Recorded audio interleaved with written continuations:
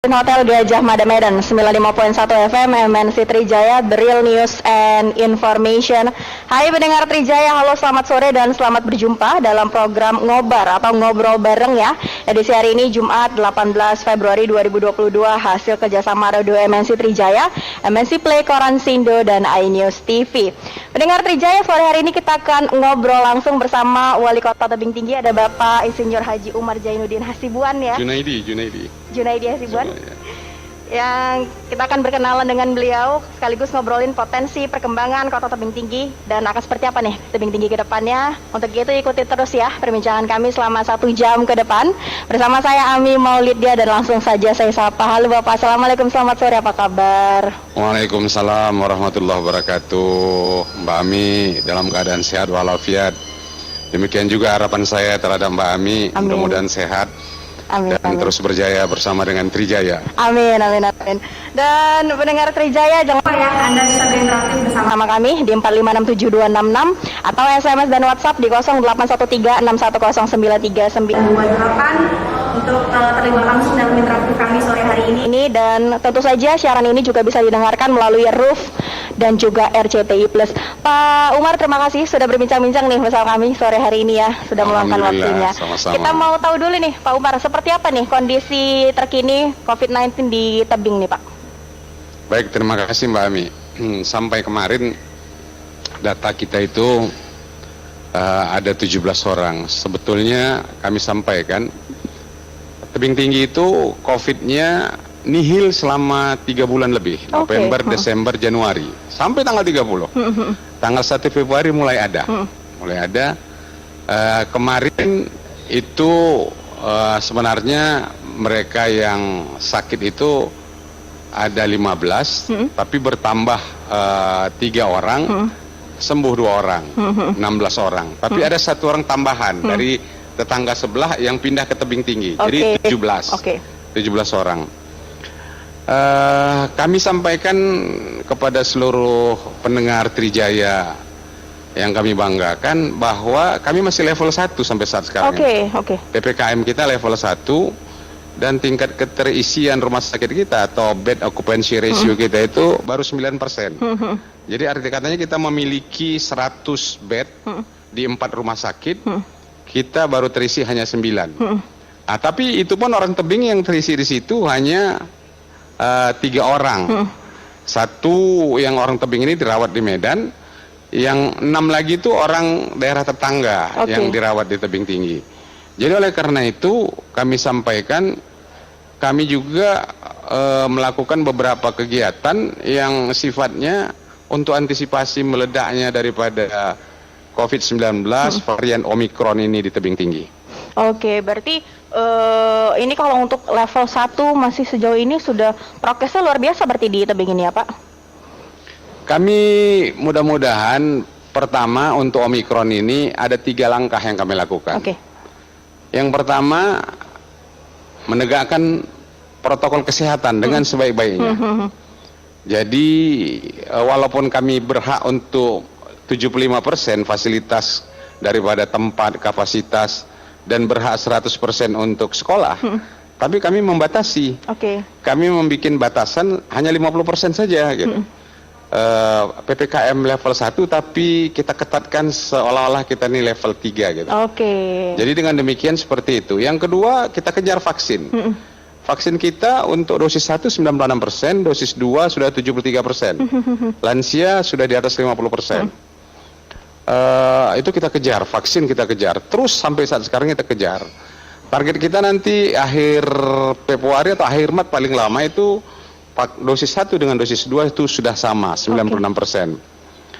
Yang ketiga, kita itu meminta, mensosialisasikan kepada masyarakat, tidak usahlah berpergian. Karena kita lihat klasternya ini adalah klaster orang yang suka jalan, bepergian. Inilah yang membawa daripada virus ini tadi. Kita selalu menghimbau seperti itu. Bahkan pada Hari Raya Imlek yang lalu, setiap yang datang itu kita kejar gitu. Kita kejar dari mana, sehat dia atau enggak, bagaimana. Nah ini mudah-mudahan kita lakukan untuk mencegah seperti itu. Ini yang kami sampaikan, dan banyaknya yang dari Tebing ini terkena ini karena mereka tuh ada sebagian besar kerja di kota besar. Oke, berarti langsung di tracing gitu ya Pak ya, ini dari mana nih kemungkinannya ya? Kita lakukan terus stressing, tetapi kalau dia sudah mandah ke Medan atau kerja di Medan, siapa yang mau kita stressing? Karena dia pulang kampung pun jarang-jarang. Oke, baik. Nah, ini beberapa waktu yang lalu sebelum adanya varian Omikron tentunya Tebing sudah menerapkan PTM ya untuk sekolah menengah atas ini 100%. Tadi seperti Pak Umar bilang, walaupun gitu tetap nih diseparuhkan lah dulu ya untuk menjaga. Ini seperti apa? Apakah sekarang tetap segitu skemanya atau seperti apa nih untuk sekolah, Pak? Terima kasih Mbak Ami. Inilah yang menariknya.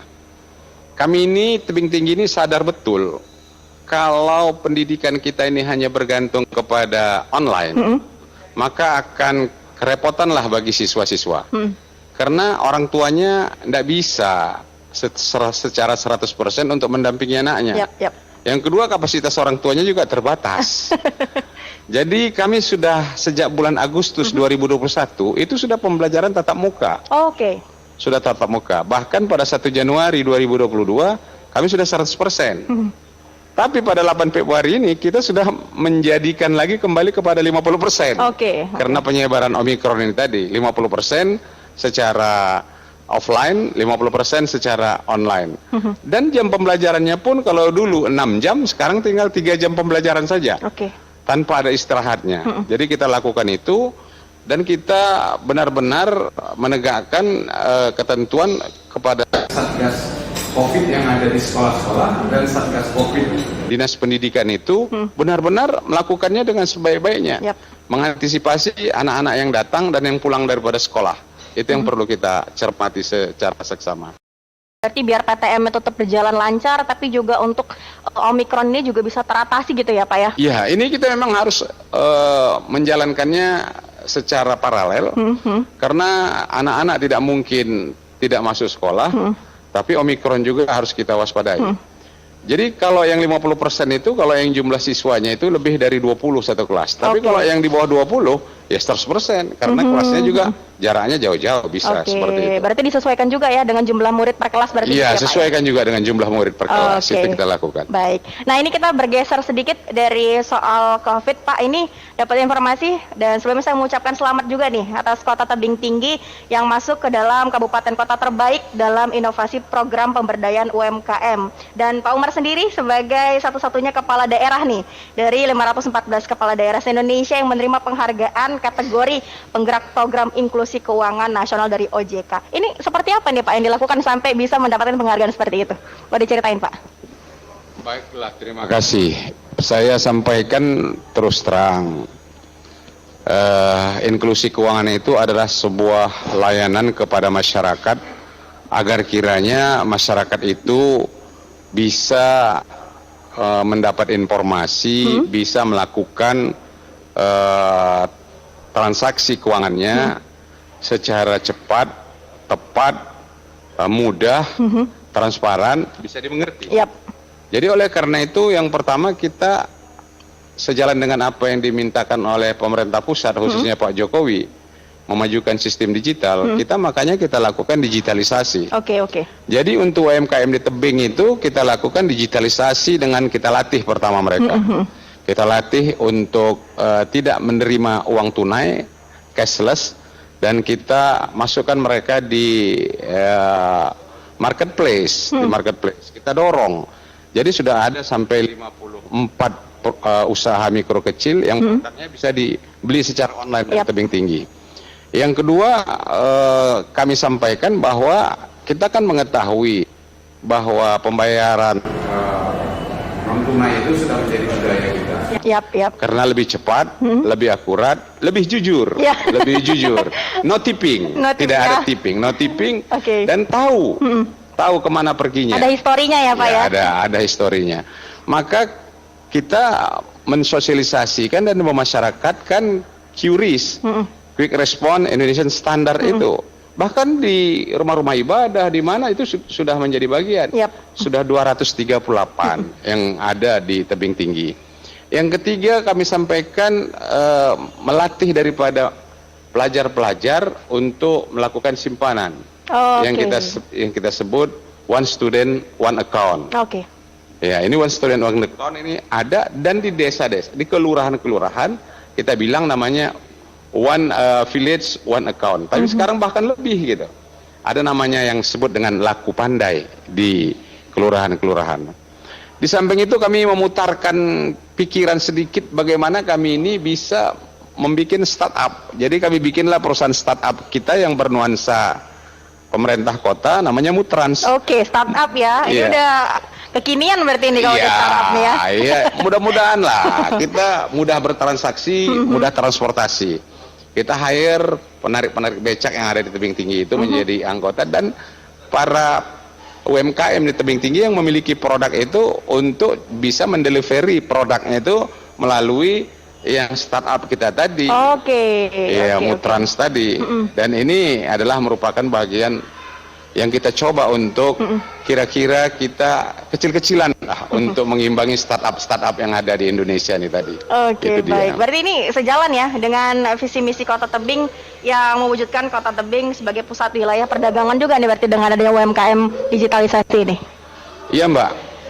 Oke, baik. Dan pendengar Trijaya, kami undang Anda untuk berinteraktif ya bersama kami di 4567266 atau SMS dan WhatsApp di 081361093928. Nah, ini Pemkot Tebing juga menjadi salah satu pelopor Mall Pelayanan Publik atau MPP di Sumut ini, Pak. Ini seperti apa nih bisa menjadi pelopor, kemudian untuk target ke depan dan mekanismenya akan seperti apa? Baik, terima kasih Mbak Ami. Ini menarik. Barangkali di Sumatera Utara kita pelopor, tapi di Indonesia kita nomor 50, Pak. Tapi tidak apa-apa, yang penting skop Sumatera Utara bisa menjadi sebuah pendongkrak ya. Iya, kita itu meneken kesepakatan bersama dengan Menpan, Pak Cahyokumolo, pada bulan Januari tahun 2020.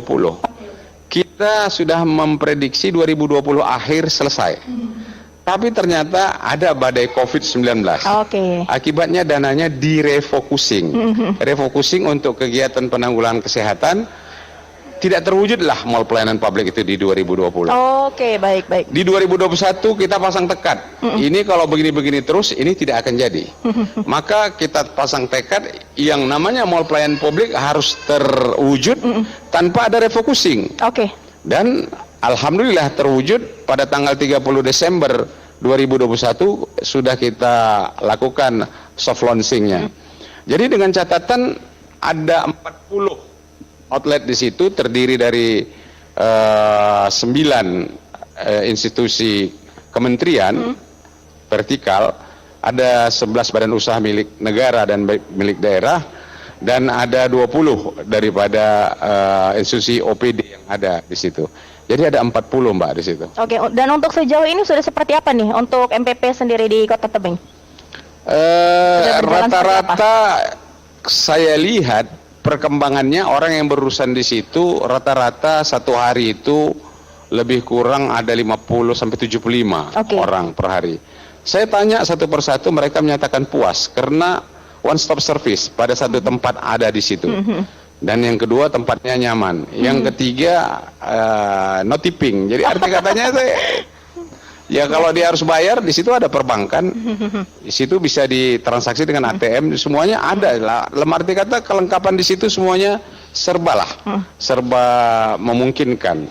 Jadi kami sampaikan bahwa layanan-layanan tersebut bukan hanya untuk orang tebing saja, sekitar tebing juga yang masih di bawah kementerian juga bisa di situ. Misalnya pensiun, BPJS, itu kan banyak sekali kan yang mengurus kependudukan, masih banyak juga. Jasara harja, itu banyak itu. Jadi ada orang datang ke situ langsung jelas selesai. Jadi dalam arti kata, bahkan kemarin kita juga menikahkan orang di situ, bisa nikah Mbak. Tapi saya tidak berharap Mbak Ami nikah di situ kan. Ini cukup orang dari yang memang arti katanya memang harus menikahnya di tempat yang khusus karena banyak hal-hal yang tidak bisa dilengkapinya secara formal. Nah untuk target ke depannya akan seperti apa nih Pak, MPP untuk Tebing sendiri? Kita berharap Mall Pelayanan Publik ini jauh lebih cepat dan lebih pesat untuk melayaninya secara online. Secara online. Ini kita sampaikan lah. Mungkin orang mengakses dengan online ini bisa kita layani dengan cepat, dengan tepat. Cuman persoalan kita, jaringan kita kadang-kadang lemot. Inilah yang menjadi persoalan yang terus kita akan coba benahi supaya jaringan ini tidak terhambat dan tidak terhenti. Kan kuncinya daripada sistem informasi kita ini ataupun sistem elektronik kita ini di jaringan. Jaringan internet, iya benar. Dan walaupun tadi ya untuk urutan Indonesia 51, tapi untuk Sumatera Utara tetap nih Nomor pelopor 50, 50. tapi tetap untuk Sumatera Utara menjadi pelopor dan semoga bisa Alhamdulillah, diikuti dengan Pemkab dan Pemko lainnya. Baik, Pak Umar, kita harus break sebentar. Pendengar Trijaya jangan kemana-mana karena kami akan kembali sesaat lagi. Masih dari Swiss Berlin Hotel Gajah Mada Medan 95.1 FM MNC Trijaya, The Real News and Information. Mendengar Trijaya, kita lanjutkan kembali ngobrol bareng kita bersama Pak Umar ya. Pak Haji Umar Junaidi Hasibuan selaku Wali Kota Tebing Tinggi, dan Anda bisa berinteraktif bersama kami tentunya di 4567266 atau SMS dan WhatsApp di 081361093928. Pak Umar, ini kita kalau ngomongin Tebing Tinggi pasti selalu melekat yang namanya oleh-oleh kue kacang ya Pak ya. Dan kita tahu banyak pusat oleh-oleh yang mendistribusikan kue kacang ini dan banyak UMKM tentunya di tebing. Ini seperti apa nih perhatian Pemko terhadap UMKM yang ada di tebing khususnya, Pak? Baik, terima kasih Mbak Ami. Kami menyatakan kalau secara geografis, secara analisis, kita memang harus di UMKM karena tebing itu luasnya terbatas. Jumlah penduduknya banyak. Namanya perkotaan. Nggak mungkin bergantung kepada pertanian dan perkebunan. Maka UMKM itu menjadi dominan di tebing tinggi dengan jumlah UMKM yang sampai hampir mencapai 15.000 usaha mikro, kecil, dan menengah, dan ini merupakan penyumbang devisa terbesar juga di tebing tinggi. Kami sampaikan kepada Mbak Ami, kami memberikan kontribusi antara lain kepada para UMKM kami, antara lain mulai daripada izin dari produk industri rumah tangga, PIRT, itu kita berikan. Yang kedua, kita memberikan bantuan layanan dan biaya untuk pengurusan label halal. Itu kita lakukan. Yang ketiga, kita mendorong untuk memperbaiki kemasan. Packagingnya ya? Packaging, itu kita lakukan. Jadi kalau dulu yang pertama kali kan tebing itu kenalnya lemang. Lemang. Sekarang lemang kita pun sedang kita upgrade. Lemang itu tidak lagi secara tradisional dimasak lama-lama seperti itu, tapi dengan menggunakan elektrik, dengan kumpulan daripada beberapa pedagang lemang, itu kita kerjasamakan dengan LIPI. Dengan lemang menjadi masaknya merata, itu kita lakukan. Itu dengan kelompok pedagang lemang. Kelompok yang menjadi pengusaha roti kacang itu sudah jalan. Sudah banyak yang menjadi bapak asuhnya, bapak angkatnya, dan menjadi salah satu ikon dari tebing tinggi. Kami sampaikan, saya bisa menyatakan bahwa roti kacang tebing tinggi itu lebih enak dari bakpia Yogyakarta. Itu kami sampaikan. Yang ketiga, bukan hanya roti kacang saja, tapi juga banyak oleh-oleh makanan lain, misalnya keripik bawang, bahkan bawang goreng ada dari tebing tinggi. Walaupun bawangnya bukan di produk di tebing tinggi, tapi bawang goreng itu tebing tinggi. Jadi hilirisasi itu adalah menjadi bagian tujuan kami. Hilirisasi.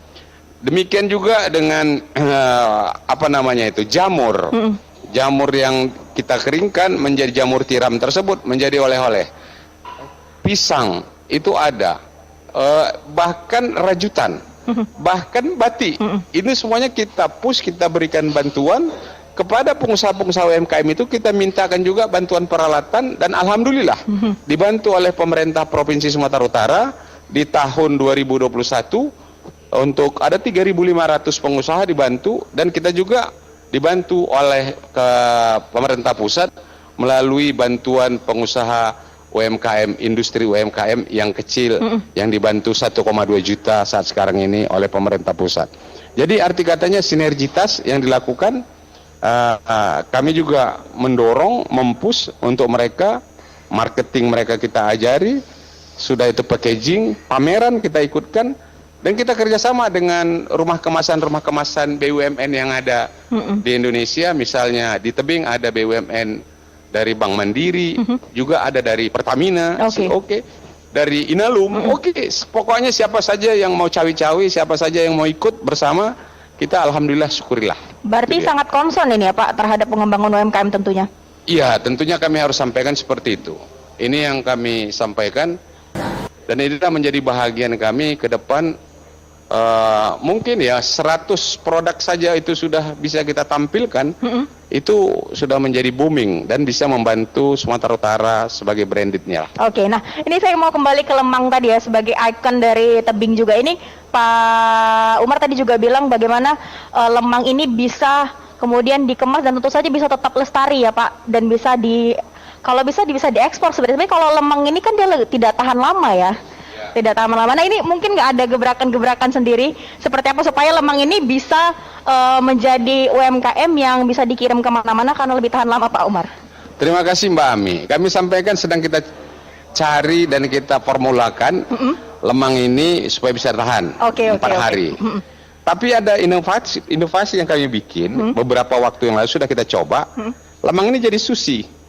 Oke, baik. Jadi barangkali daerah lain belum apa, tapi ini kami bukalah rahasia kami sedikit. Oke, siap. Jadi Lemang itu tidak perlu besar-besar, kecil saja dengan topping seperti sushi. Macam-macam topping yang ada di atasnya itu ada yang dari serundeng, ada yang dari abon, ada yang dari ikan teri, ada yang dari apa namanya durian, banyak, pokoknya banyak lah, bermacam-macam. Jadi sushi ala tebing tinggi, itu yang kita menjadikan produk kita itu sudah kita pasarkan pada acara-acara resmi di daerah di tebing tinggi. Itu kita menjadi inovasi kita juga. Oke, baik ya. Jadi dari Lemang jadi sushi ya. Jadi lebih tahan lama nih supaya bisa dinikmati sama orang-orang di luar tebing yang mungkin jaraknya cukup jauh. Pak Umar, ini sudah ada interaktif yang masuk melalui WhatsApp. Saya akan bacakan terlebih dahulu. Selamat siang Pak Umar, saya Chandra Pak, warga Bapak yang bekerja di Medan. Sukses Pak atas capaian tebing di tingkat nasional dalam kepemimpinan Bapak. Dan kebanggaan buat kami Bapak bisa live di Trijaya Medan.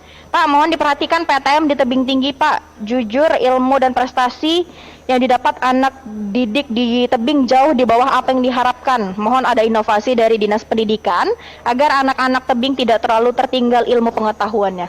Tanggapannya seperti apa nih Pak? Terima kasih. Kami sampaikan karena untuk tidak, terima kasih Bung Chandra yang tadi sampaikan, karena untuk tidak sampai adanya lost generation, maka PTM itu kita paksakan harus dibuka. Yang kedua, supaya Mbak Ami tahu bahwa yang memiliki Android juga masih terbatas Mbak. Di tebing tinggi itu baru 52% yang punya, 48 lagi masih belum. Jadi tentunya kan kebingungan juga. Kami sampaikan bahwa PTM itu akan menjadi bahagian daripada kita. Tapi kalau dibilang kita juga tidak berprestasi, tidak juga. Karena baru-baru ini kejuaraan lomba cipta ilmiah dan kreasi pelajar tingkat SLTP, kita juara 1 internasional di Semarang. Itu diikuti Asia. Kita bisa juara 1. Yang mereka bawa itu adalah bagaimana membuat jam dari buah kundu. Iya, itu mereka lakukan dan itu mendapat prestasi. Saat sekarang ini kami sampaikan kepada Mbak Ami maupun para pendengar Radio Trijaya yang ada saat sekarang ini di seluruh Sumatera Utara maupun yang ada dimanapun, tebing tinggi ini sekarang sudah masuk kepada tahapan digital board, digital school. Jadi ada papan tulis digital yang dimana bisa muridnya dan gurunya mengakses kepada guru-guru internasional, menanyakan persoalan-persoalan yang ada dan menanyakan apakah jawaban yang diberikan terhadap persoalan itu sudah benar. Jadi bisa dikoreksi dari seluruh dunia. Tapi namun sampai sekarang ini ada daripada 100 sekolah lebih, kita baru sampai kepada tahap lebih kurang 20 sekolah yang kita berikan digital board itu tadi. Kami terus melakukan continue improvement, perbaikan terus-menerus. Itu kita sampaikan dan menjadi bagian daripada kami. Juga untuk meningkatkan penelitian-penelitian daripada anak-anak yang sifatnya di SMP, SMK, itu juga menjadi perhatian kita. Oke, baik. Semoga menjawab pertanyaannya ya Pak Chandra tadi nih, warga tebing yang bekerja di Medan. Oke, selanjutnya ada pertanyaan lagi dari Selamat sore Pak Wali Kota, saya Dermawan Sembiring. Pertanyaan saya, potensi usaha apa nih yang prospek diinvestasikan di Kota Tebing? Jika jalur tol Medan Batubara Siantar bakal membuat Kota Tebing tidak seramai saat ini, bagaimana solusi Pak Wali mengantisipasi Kota Tebing agar menjadi destinasi pelancong? Wah, gimana nih Pak? Baik, terima kasih Pak Dermawan Sembiring. Kami sampaikan apa yang dianalisis oleh Pak Dermawan itu banyak dianalisis orang. Kalau siap jalan tol Tebing ditinggal. Itu asumsi. Itu boleh-boleh saja asumsi seperti itu. Tapi ada beberapa hal yang kami sampaikan, analisis sudah kita lakukan. Sampai sekarang saja sudah sampai Tebing, kendaraan yang masuk ke tol itu baru 25% dari jumlah total volume kendaraan yang ada. 75% masih jalan biasa. Kenapa? Karena mahalnya tol. Karena mahalnya tol, orang menghemat. Ini potensi masih besar. Yang kedua, adanya tol juga bagi kendaraan passenger car, kendaraan pribadi, ini menguntungkan bagi Tebing. Saya sampaikan kepada Mbak Ami dan seluruh pendengar, sekarang ini ibu-ibu dari Medan ini arisan ke Tebing, makan di Tebing, ya makan mie sop, ya mencicipi kuliner Tebing, habis itu minum es campur, habis itu pulang deh ke Medan, masih sempat waktunya, jemput anak sekolah juga masih sempat. Jadi arti katanya potensi itu sangat tinggi sekali. Apa yang kita lakukan di Tebing ke depan? Kita ke depan ini untuk wisatawan di Tebing, kita menjadikan Tebing ini intermediate, alternative destination untuk kunjungan turis. Jadi oleh karena itu ke depan insya Allah kita sehat-sehat dan memiliki uang cukup, maka ada kerajaan negeri Padang di Tebing Tinggi yang akan kita pugar istananya itu menjadi destinasi, dan kita menjadikan budaya Melayu yang ada sebagai sajian untuk orang yang datang. Di samping itu tentunya wisatawan kuliner, wisata kuliner menjadi bagian yang kita kembangkan. Kami sampaikan bahwa wisata kuliner Tebing adalah menjadi bagian yang sering didatangi orang dan didambakan orang. Tapi kalau investasi apa saja, saya sampaikan kepada Pak Dermawan Sembiring, banyak sekali anak-anak muda Tebing Tinggi itu menjadi eksportir yang tidak pernah kita duga, dan kita tidak pernah merasa bahwa itu pas untuk Tebing Tinggi. Kami sampaikan sajalah, ada eksportir buah kolang-kaling dari Tebing Tinggi. Di Tebing Tinggi tidak ada pohon mergat atau pohon enau. Tapi dengan daerah sekitarnya yang potensi, pengolahannya di Tebing Tinggi. Dan itu dikirim ke Filipina. Sudah diekspor ke Filipina. Yang kedua, ini jujur saja, pemasok terhadap Malaysia, domba untuk pasar di Malaysia, itu dari Tebing. Dombanya bukan di Tebing Tinggi, tapi di seputar Tebing Tinggi dan sekitar Tebing Tinggi. Di-hire oleh pengusaha Tebing Tinggi, anak-anak muda Tebing Tinggi, itu diekspor ke Malaysia, ke Port Klang melalui Teluk Nibung, pelabuhan di Tanjung Balai. Jadi arti katanya apa? Kemauan untuk meng-hire dan menghimpun, kita memang tidak penanam ataupun berkebun ataupun peternak, tapi kita harus bisa menghimpun semuanya menjadi sebuah komoditas yang bisa kita optimalkan untuk diekspor. Berarti ini benar-benar memanfaatkan daerah sekitarnya nih ya Pak ya? Benar Bu. Benar-benar Ketekunan, kerajinan, kemauan, dan analisis, itu yang menjadi kunci daripada keberhasilan para anak-anak muda, para eksportir yang ada. Baik. Ini kita kembali sebentar nih ngomongin soal masalah tol, yang banyak yang menganalisis bahwa kalau tol nanti sudah jadi, sudah rampung, sudah berjalan efektif, Tebing bakal ditinggalkan seperti kata Pak Umar. Tapi apa nih Pak langkah-langkah yang tentunya diambil oleh Pemkot Tebing supaya analisis-analisis seperti itu tidak terjadi dan memang terbantahkan Pak Umar? Saya menyatakan untuk mematahkan itu, yang paling penting adalah Tebing itu harus menjadi kota inovatif, memberikan atraktif bagi masyarakat. Kami sudah bercita-cita Tebing itu menjadi kota MICE, meeting, insentif, convention, dan exhibition. Kenapa? Kami harus menurunkan harga di Tebing. Orang dari Jakarta lebih dekat ke Tebing daripada ke Medan, lebih tenang di Tebing daripada di Medan. Kami sampaikan jujur saja, dari Bandara Kuala Namu ke Tebing Tinggi itu hanya sekitar 35 menit paling lama. Dari Kuala Namu ke Medan 35 menit sampai Amplas. Dari Amplas ke kotanya berapa menit lagi. Ini kenyataan, fakta. Oke, baik. Fakta yang ada. Jadi oleh karena itu kita harus melirik bahwa orang akan cari sebuah kemudahan, tapi tentunya kita siapkan kenyamanan, keamanan, dan juga kesiapan kita di dalam akomodasi yang harus kita siapkan. Maka itu jadi bagian daripada kita. Jadi Kota Mais, kita jadikan itu Kota Mais, atraktif dan inovasi.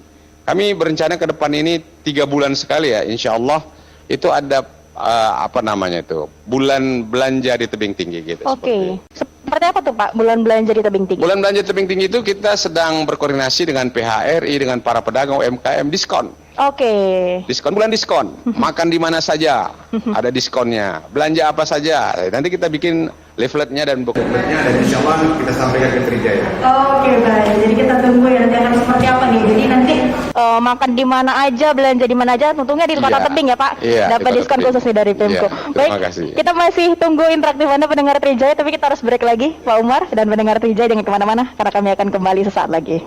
Dari Swiss Berlin Gajah Mada Medan 95.1 FM MNC Trijaya The Real News and Information. Pendengar Trijaya, kita lanjutkan kembali talk show kita bersama dengan Bapak Insinyur Haji Umar Junaidi Hasibuan selaku Wali Kota Tebing Tinggi. Pak Umar, tadi kita sudah singgung mengenai bahwa tebing ini direpresentasikan akan menjadi kota yang mais ya, yaitu meeting, kemudian insentif, convention dan exhibition. Tentu ini kan butuh banyak keterlibatan stakeholder, salah satunya juga mungkin investasi-investasi itu. Seperti apa nih Pak kemudahan investasi juga di Kota Tebing yang juga tadi disinggung nih sama pendengar kita?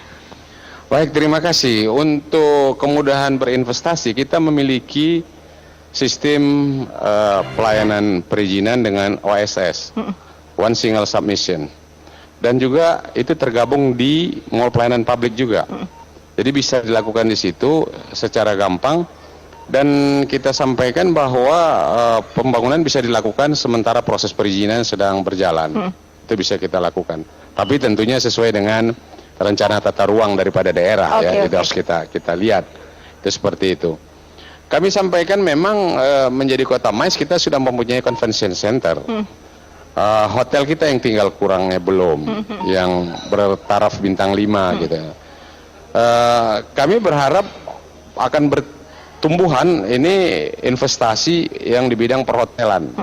Di bidang perhotelan. Kenapa? Kalau kita melihat bahwa Medan ini kan sudah cukup jenuh dengan transportasi, ya. Sudah cukup jenuh dengan transportasi, sering diidentikan dengan macet, maka orang akan mencari tempat-tempat yang bisa dilakukan lebih murah, lebih mudah, dan lebih baik. Itu yang masih harus kita lakukan. Kita tahan sebentar Pak Umar. Ada penelpon yang masuk, kita akan angkat dulu. Halo? Halo? Halo, selamat sore. Oke, terputus. Baik, kita lanjutkan kembali Pak Umar. Berarti tebing menjadi representasi adalah kota yang bisa menghilangkan kejenuhan itu ya Pak Umar? Iya.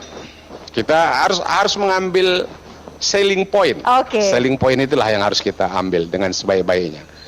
Jadi itu memang harus kerja keras daripada semuanya sehingga itu bisa terwujud dengan sebaik-baiknya. Oke, baik. Pak, ini sudah ada lagi pertanyaan interaktif yang masuk. Saya bacakan. Pak Wali, jalan dari Sergei ke Tebing kalau bisa dipercantik. Jika ini terlaksana, presentasi orang menggunakan tol pasti menurun, katanya. Terima kasih, Mbak. Sebenarnya pertanyaan ini nggak wajar saya jawab karena saya bukan kepala dinas PU Bina Marga atau kepala balai jalan, tapi saya mantan orang Bina Marga, mantan orang jalan. Saya sebutkan saja, jalan ini ada memiliki beberapa status kewenangan. Pak Umar, kita potong sebentar saja, kita angkat dulu penelpon kita. Halo. Halo, selamat sore. Selamat sore. Halo, selamat sore.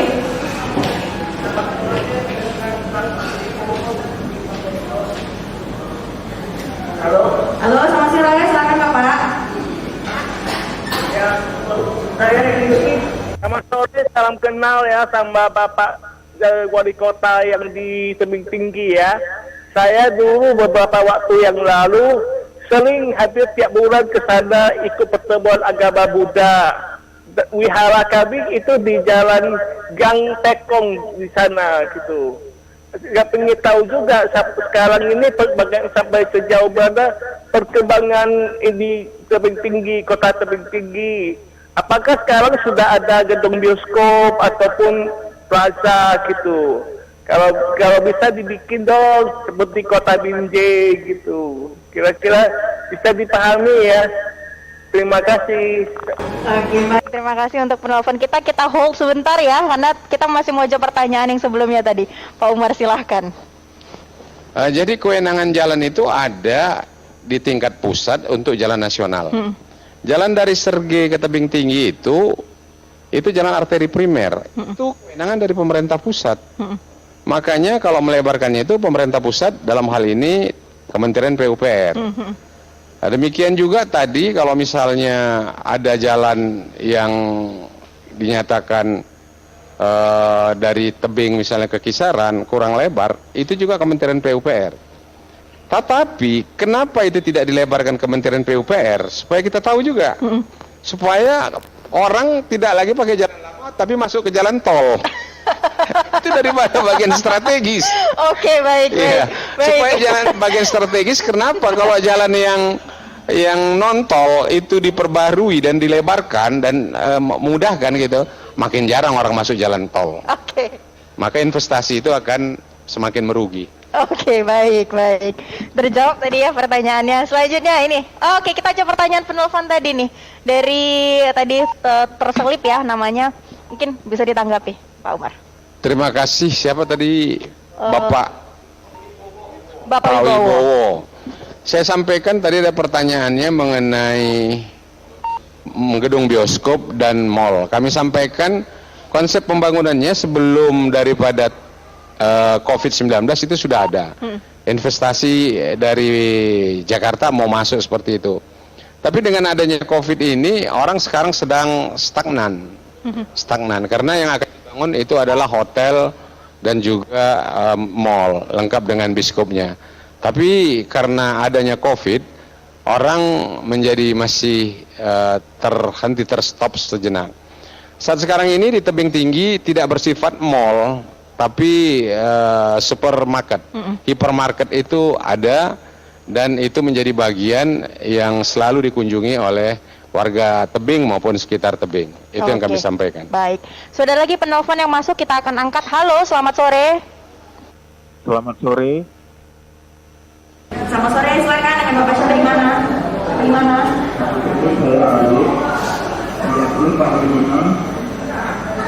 Selamat sore, Pak. Sudah cukup baik Pak, tapi apakah kondisi ekonomi sampai bila kembali? Bagaimana apakah bangun seperti Pak?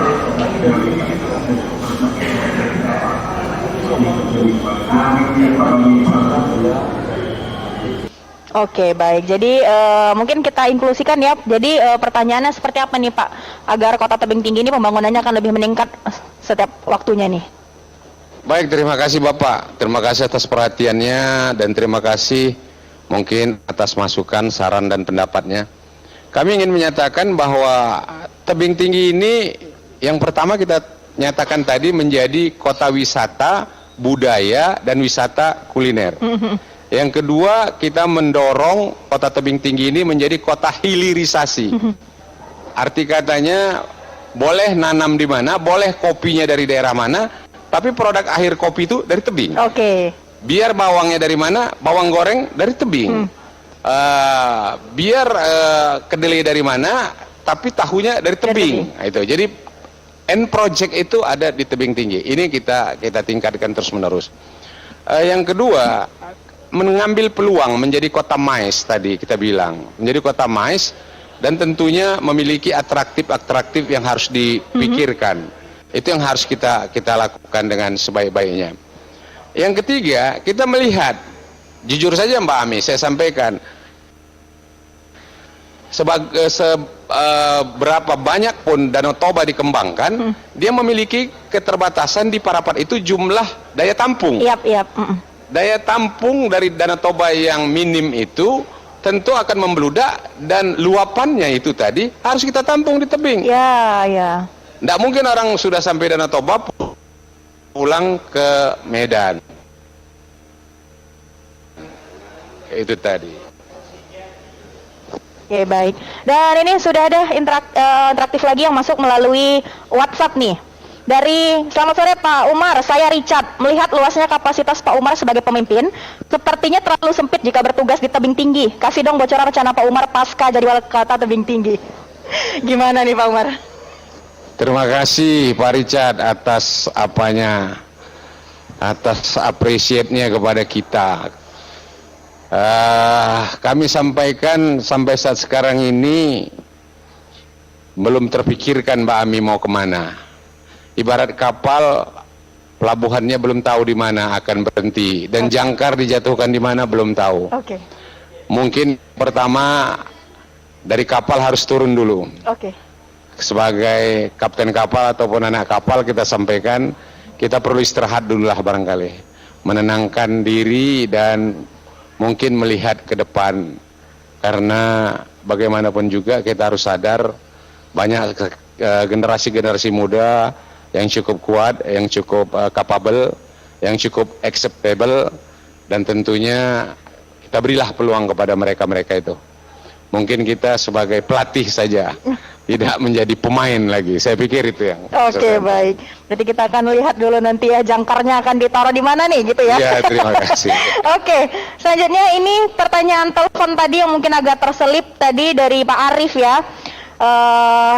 Penelpon kita yang kedua tadi yang bertanya soal ini sering kan hujan dan tebing ini sering terjadi banjir. Langkah apa nih yang harus dilakukan Pemko ini? Terima kasih Pak Arif. Inilah tadi saya sampaikan, kalau hanya kita berpegang kepada kewenangan, banjir tebing itu sebenarnya urusan dari pemerintah pusat. Karena status Sungai Padang tebing itu adalah kewenangan pemerintah pusat, Kementerian PUPR. Tapi kita tidak bisa hanya menyerahkan itu kepada Kementerian PUPR atau kepada BNPB. Jadi oleh karena itu kami sampaikan kepada Pak Arif maupun teman-teman semuanya, kita bekerja sama dengan Kementerian PUPR untuk melakukan penanganan darurat, memberikan mendirikan tanggul untuk pengaman Sungai Padang, memperbaiki pintu klep, membangun dinding penahan banjir, kita bangun seed pile, dan secara jangka panjang sudah ada konsepnya di Kementerian PUPR adalah normalisasi Sungai Padang dan membuat sudetan dari Sungai Bahilang melalui Sungai Sigiling menuju Sungai Padang kembali. Tapi ini kerjasama dua daerah, tebing tinggi dan Serdang Bedagai. Tentunya pemerintah provinsi harus ikut juga tentang hal ini karena akan ada pembebasan lahan ke depannya. Oke, terjawab ya Pak Arif atas pertanyaan tadi nih. Jadi tadi yang bertanya soal banjir yang ada di tebing tinggi. Pak Umar, ini sebenarnya masih banyak yang ingin saya tanya, yang kita obrolin sore hari ini, tapi waktu kita yang udah di ujung nih Pak Umar. Iya. Waktu kita yang sudah habis. Tapi sebelum mengakhiri itu, ada closing statement barangkali dan seperti apa nih harapan Pak Umar sendiri untuk kota tebing ke depannya? Pertama kami sampaikan, marilah kita membangun mulai dari tepi tadi menuju ke kota. Yang kedua, marilah kita mencintai negara kita ini mulai dari kota kita, kota provinsi dan ibu kota negara kita nantinya. Yang ketiga, jangan kita bedakan siapa kita dan siapa dia, tapi tetap bersatu dalam bingkai negara kesatuan Pancasila. Kami ingin menyatakan berhimpun itu jauh lebih baik daripada kita bertengkar, menghabiskan energi. Tidak ada yang sempurna di dalam sebuah kehidupan, tapi kita berharap di tengah kekurangan itu ada semangat juang yang dihidupkan. Tanpa semangat juang tidak akan bisa membangun sebuah kota. Inilah yang kami sampaikan.